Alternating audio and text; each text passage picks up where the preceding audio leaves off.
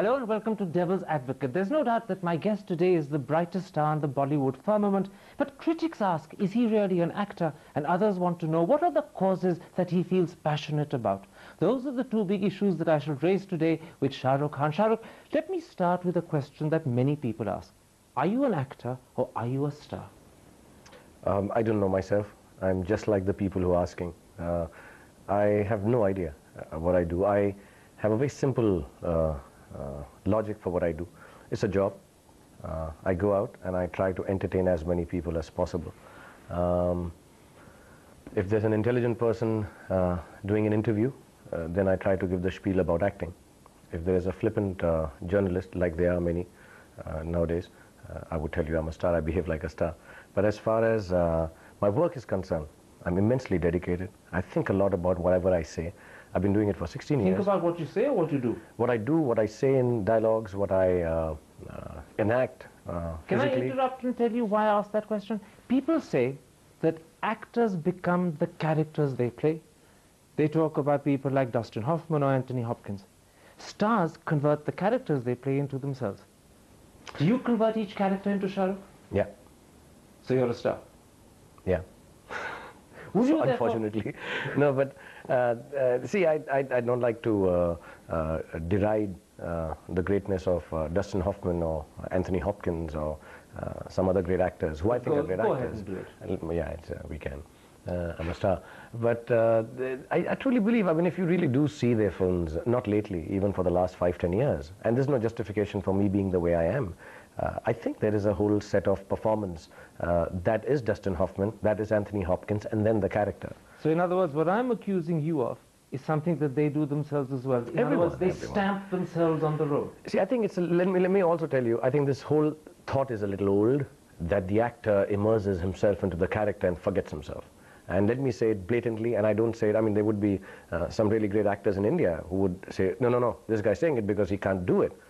I don't think so. I think entertainment has reached a level where you can't disassociate it from the starness of it all. And the star has to be a star and try and act well also. What about the fact that people say when they look at films like Dilwale Dulhania or Bazigar, Devdas or Kal Ho Na Ho, what they remember is not the personality of the role that Shah Rukh played, but Shah Rukh's personality itself. And in a sense, Shah Rukh dominates the movie to the detriment of the character that he's trying to be. I don't know who are these people, who are the guys who know this character better than I do. I mean, I find it very strange that there are people who understand, see, I did Devdas, I read the book. Does the actor always know the character better than the audience? 100%. 100%. In which case, isn't the actor putting himself before the character? And see, the actor would put himself before the character. I mean, there is no denying it. You can't take away from it. But I mean, should he put himself? I think so, yes. I think so. I would agree with I do that. I don't deny that. Let me quote to you what the Hindu newspaper said of you. They said, he's allowed himself to be typecast and he's become a victim of his own mannerisms. Shah Rukh's performances have become predictable. Yeah, and I'm sure they're right. See, it's a viewpoint, and if people think somewhere down the line that my performance is predictable, it must be so. And you can't be so different after 16 years. I mean, I've even tried to wear a mustache and be different, but it doesn't work. I mean, I am Shah Rukh Khan and I stay that way always. Let me throw another example at you. They say that even Shah Rukh ads, in a sense, are dominated by Shah Rukh. And the example they quote is your ads versus, say, Amir Khan's. In an Amir Khan ad, the storyline is what the audience remembers and takes away. In a Shah Rukh ad, it's Shah Rukh's personality or his antics. I mean, I can't deny that. I just have a very strong personality, I guess. Or I just don't know how to act. Either of the two things. Or you don't know how to hide your personality. I don't know. I'm not a good enough actor. In a sense, do you do it deliberately? Is it, in fact, your way of creating a Shah Rukh persona that is so memorable that people never forget it? See, I've not done any of this deliberately. I can say it and sound very nice that yes, I do it. I knew that I would create a brand called Shah Rukh Khan and I'm using that franchise and this is a calculated move. I like to be humble and say I think I just don't know how to hide my personality. I don't think I'm a good enough actor. That's humility, not knowing how to hide your personality? Yeah, I think as an actor, I can't immerse myself. I'm not good enough to do a character. Let me point out something. Your fans say that his screen image, his screen performance is full of energy and vitality. Your critics say he's hamming it and he's overacting. You have to listen to critics. I mean, every Friday when a film releases, I am bothered what they say, and I read what they say. But then critics also just say whatever they feel like. They don't know much about acting. So you read it and you throw it away and you forget about it? I forget about it. I get up on Friday, I read the reviews, or Saturday, Monday morning, I'm Shah Rukh Khan all over again. The interesting thing is, when you say you're Shah Rukh Khan all over again, I remember reading somewhere they said that behind the larger-than-life screen image, behind the energy and the vitality, actually is a man who's a loner, who's often insecure, and who frequently needs reassurance and reconfirmation of himself. I don't know what these people snooping into my house and my mind. But see, when you have been doing movies for 16 years and sort of been in everybody's face for a long time, there are a lot of romanticizing about what I could be like. And I'm like, none of this. I mean, one can't take it simply as that I get up in the morning and I give a shot. So you're not a loner and you're not insecure? And everybody is a part loner. Everybody is a bit insecure about a lot of things. I'm insecure about my family. I want my son to do well. I want my daughter to do well. This insecurity is range from there. You said once in an interview that, in fact, acting is a way of escaping from being Shah Rukh. But it's not working. I mean, I'm Shah Rukh all over again every day, people are saying. So I guess I have to find some other way, maybe PlayStation. But everybody's a bit of a loner. I am, in my own time, because I am a public figure. I meet too many people in one day. And there are days when I just feel like sitting in a hotel room and being with myself. So I could be a bit of a loner. Does the world actually know the real Shah Rukh? Or is it just an image that you put on and the image keeps changing depending on the mood you have at that moment? So if I was to take critics, then everybody knows the real Shah Rukh, because that's what I play every time. But if I was to truly believe myself, what I do, and have been doing for so many years, I think very few people know the real Shah Rukh. So then how would you describe the real Shah Rukh? It would take longer than 22 minutes, but it's a long description. But the fact is that there's nothing special about Shah Rukh, and it is difficult to explain how ordinary I am. Because is that honesty or is that false modesty? And that is honesty. I mean you genuinely say that you're a very ordinary person? I am a very ordinary person, yeah. In an extraordinary profession, yes. In other words, the acting is an attempt to start and become extraordinary. You're escaping from your ordinariness by becoming an actor. Like a lot of us, I'm not happy with just being an ordinary guy, like all of us. And I do need that 15 minutes of fame, and I do need to make a life of what I have. And yes, the job that I do, which is, I'm feeling scared to call it acting now, but the job that I do is a step towards wanting to be extraordinary, yes. Let me ask you a blunt question. Which of the two would you prefer? To be admired and respected, or to be popular and liked? Popular and liked. So recognition is very important. Oh yes, it is the most important thing. I love being a star. I don't even wear dark glasses to hide that fact. How important is it when your car stops at a red light and people outside recognize you without knowing that they actually knew you? Is it important for you that the guy on the road should smile and say hi? Oh, I would die if people didn't smile when they saw me on the road. It is the greatest moment of my everyday life, that, like say, driving down here, the people who stop me, the security guards, they're checking my car, look at me, and they smile, say, Shah Rukh Khan. I think it's the greatest gift that I have. So when you go abroad, and when you're suddenly in the company of people who don't know Indian films and don't know Shah Rukh and don't know the legend, and they come up to you and they stare at you, and God forbid someone at a hotel should say, excuse me, sir, who are you? What do? I think it would happen only in Alaska. Everywhere else they recognize me.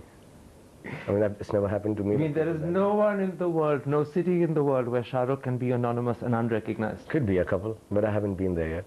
So but once I go there, I'm sure they'll start recognizing me too. You make a point of it? I'll make it a point. I'd make sure the Indian films are recognized. So you are today, of course, #1. But one day when you're not, and dare I say it, when you become wrinkled and pot-bellied, would you be able to cope with old age? No, I think there's a lot of scope for wrinkled old men. I'm sure I'd be able to carry on a little longer. And I like to believe I'm an actor. I'm not being liked because of my dimples and non-wrinkles. And hopefully, I will still continue to be Shah Rukh Khan, and people will not see through. The critics can keep saying what they say, and I still keep working. And until I feel like working, I think I'll work here. You have a plan in mind about how you're going to handle wrinkles and pot-bellies? I mean, I don't know if you'll be put it, but I can put Imami handsome cream. But no, I don't have a plan. I've never had a plan. My plan is to just get up and act, and act, yes. Just to wake up in the morning and act. And there will be a day, I mean, let's not deny this, there will be a day when there will be more people who don't want to see me on screen, and we'll take it when it comes. It's a sad thought. It's a scary thought. But it's a day you're hoping is still far off. Very, very far off. See, I came here to work for only 5 years. It's 15 years. I think I am sort of booked for the next 3-4 years. So 20 years seems safe. And let's see what happens after that. Shah Rukh, let's take a break at that point. I want to come back after the break and ask you about the issues that you're passionate about, the causes that you're prepared to stand up and identify with. We'll be back in a moment's time. See you after.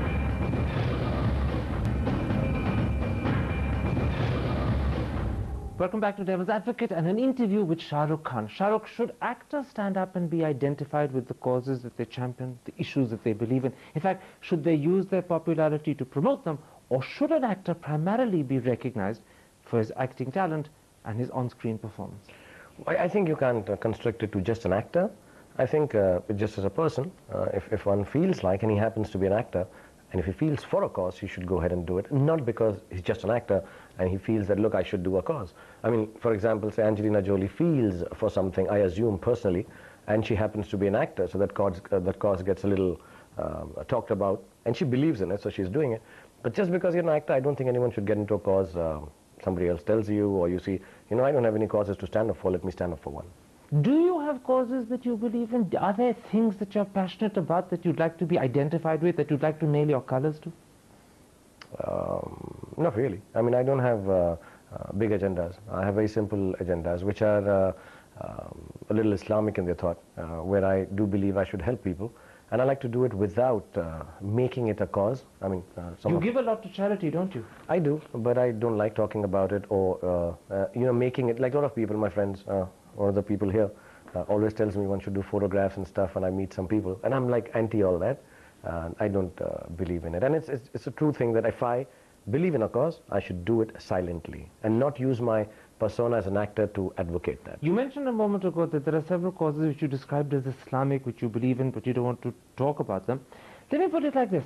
You are clearly one of the most successful Muslims in the country, and undoubtedly perhaps the most popular. Do you feel a certain sense of moral commitment, responsibility for the Muslims in the country? No, I think the moral commitment or responsibility I have towards the Muslim is just to clarify the fact that Muslims are as secular as anyone else in the world. As a Muslim, I stand for that, I speak for that, and I think I speak for Islam, that I'm very Islamic by nature, and what I believe is the openness of Islam is what actually Islam stands for. Is this should not Islam be today, misread. because of 9/11 and because of the association, in many people's eyes, wrongly no doubt, with terrorism, misunderstood? Yes, I think it is misrepresented and misunderstood by many, and that is one thing, because I truly believe that I know a lot of Islam, and in a modern sense, and I teach that to my children, but the best part about it is the openness and the secularity that is attached to it, and it's misunderstood, and sometimes I think misused to make an easy statement that, you know, obviously the terrorist must be Islamic. I think that's wrong. Let's talk a little about Indian Muslims. Are they discriminated against? Do they face prejudice despite all the talk of Indian secularism that people are so proud of? No, I don't think so. I don't think so. I read an article where they said if we discount Amir, Salman and Shah Rukh, then the Muslims are prejudiced against and biased against in India. But I don't think so.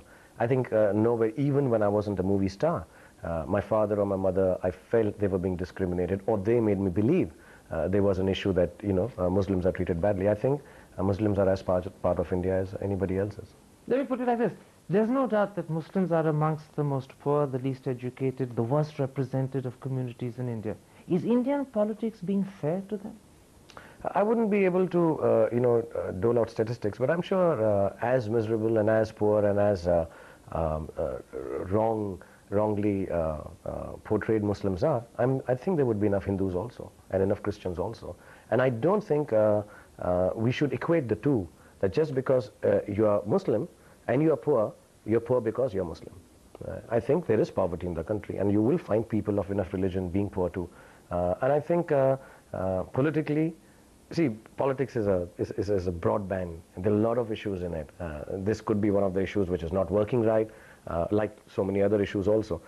So we can't just say the politician has been good to them or not, but I think the country has been very, very fair to Islamic people. Explain something to me. Why is it that Muslims have been so successful in the film world? They've achieved enormous success at all sorts of levels, not just as actors, but as directors, as scriptwriters, as singers, as musicians, but they haven't made the same impact elsewhere. I don't know. I mean, that's really not true. Isn't our president Muslim? Am I right? Yes, but the manner in which, in fact, Muslims He's an educated have made an man. impact. You see, I mean, I think we sort of we like to think like that and be patronizing. I don't think it's not only films. You will see all over the world, even in business, you can take 5, 6 names who would have done very well, Muslims. In politics, people would have done well. In films, it just stands out a little more. But I think that's because of a little bit of culture of Urdu and poems and how they've been brought up. I think that helps a little. It helps me a lot in terms of language and Today, for instance, there are many people who say that perhaps what Muslims need is their own political party. For instance, the Shah Imam has announced that he's going to create a Muslim front to contest the UP elections. Earlier in Assam, Badruddin Ajmal Can I be created honest? a Muslim In this front. country, the last thing we need is another political party. I mean, Muslim, Chinese, French, English, Marathi, whatever. We don't need another sectarian political party that creates another sect. I don't think we need a So you Muslim think, in fact, party. Muslims need to become more and more part of the mainstream rather than try and find separate Muslim or Islamic avenues? We to are success? part of the mainstream. I will, whether people agree or not, I truly believe we are part of mainstream. If we keep on harping on about the fact that we need to form another sect, another party, we are actually disassociating ourselves from the mainstream of India. So you completely disagree with the sort of approach the Shahi Imam is adopting, that we need a Muslim party to represent Muslim viewpoints? I completely disagree that we need more political parties. Mr. Imam, I'm sure he has a very clear-cut idea, his ideology, his set of thoughts, and he must be right. He's an intelligent person, and he's, yes, the Islamic leader in a certain sense. So what he says must be completely true. But as far as I'm concerned, as just a normal Indian, I believe we don't need more political parties. We need less of them. Another issue that I want to bounce off you is this whole question of smoking and the depiction of smoking on films. As you know, this government has become very concerned about the way smoking scenes are shown, about the sort of cautions and captions that should go with it, whether it helps the film or whether it doesn't. And there's a lot of concern in Bollywood in particular that this amounts to censorship. It amounts to invading the artistic sphere of filmmaking. What's your view on this? See, I won't belittle it by saying that smoking is artistic in cinema, and that's why we are having this problem. But the whole larger issue is that today smoking, tomorrow what? And where does it go ahead with? It's an art form, should be left alone. And I truly believe that the Indian masses are literate enough to know that there's no more Humphrey Bogart kind of smoking no more, that you will start smoking because an actor does. And it's a very, very small health issue. I think the powers that be should look at bigger health issues than smoking in films.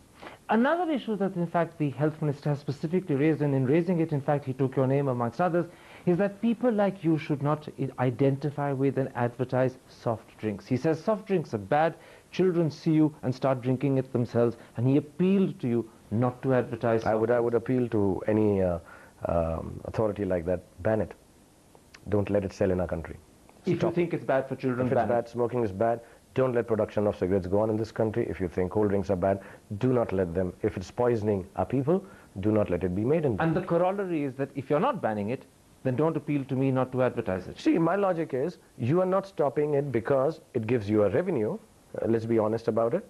You're not stopping certain products if you think they're harmful, but they're revenue to the government. Don't stop my revenue. I'm an actor. I'm supposed to do a job and get revenue from it. Do you think? And very clearly, I mean, if you think something is wrong, stop it. There's no problem. Just stop it. Stop making it. Do adults have the right to take a wrong decision? For instance, in terms of smoking or drinking soft drinks? It may be bad for you, but you've got a right to choose to do it. Do you believe that? Yeah, well, see, I drink And you soft smoke? drinks and I smoke. So I can't be hypocritical and say, and I don't think I'm doing right, maybe, the smoking part at least. But I'm trying to reduce smoking, if that is any good thing about being... But you believe you have the right to do the wrong thing as long as it doesn't affect anyone else?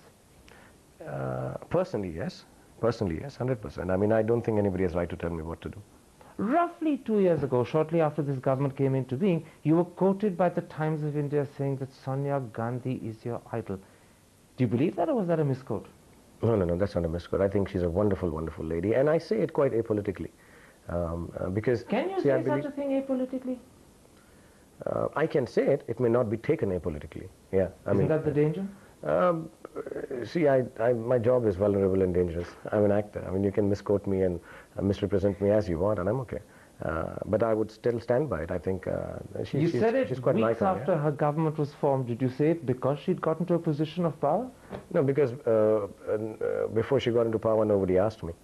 Nobody really. But she was an idol of yours for 10 years I think before that? there's an image of hers which I would repeat again and again on a bus, I think, in one of the election rallies with the children, which is a very, very strong emotion to me because I'm attached to the figure of mother. And I see it like a film guy. And that's why it's a little apolitical. I think she's a strong lady and someone that you can admire a lot. And the fact that many people who are BJP supporters or communist supporters might misunderstand you, does that worry you? No, they don't misunderstand me because whenever I've met leaders who I have respect for all of them, including Mr. Bajpai or Mr. Advani, etc., I've met a lot of them and they've always been very kind and they do understand the fact that what I say is quite a personal take, and I still go and meet them. I mean, I've had association with them and they've been very kind to me. So I meet them and I'm quite apolitical. I meet them for the people they are. Shah Rukh Khan, a pleasure talking to you on Devil's Advocate. Thank you.